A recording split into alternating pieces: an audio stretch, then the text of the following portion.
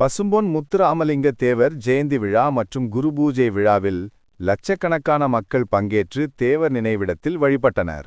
ராமநாதபுரம் மாவட்டம் கமுதி அடுத்த பசும்பொன் கிராமத்தில் சுதந்திர போராட்ட வீரர் முத்துராமலிங்க தேவரின் 118வது ஜெயந்தி விழா மற்றும் 63வது குருபூஜை விழா கடந்த 28ஆம் தேதி யாகசாலை பூஜைகளுடன் தொடங்கியது.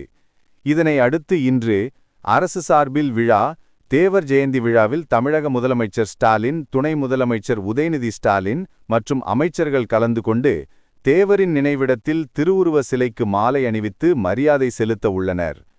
அதனைத் தொடர்ந்து இந்திய குடியரசு துணைத் தலைவர் சி.பி. ராதாகிருஷ்ணன் மற்றும் அதிமுக பொதுச் செயலாளர், தமிழக எதிர்க்கட்சித் தலைவர் எடப்பாடி பழனிசாமி, முன்னாள் முதலமைச்சர் ஓ. பன்னீர்செல்வம், காங்கிரஸ் உள்ளிட்ட பல்வேறு அரசியல் கட்சியை சார்ந்த தலைவர்கள், சமுதாய தலைவர் கலந்து கொண்டு தேவர் நினைவிடத்தில் மரியாதை செலுத்த உள்ளனர்.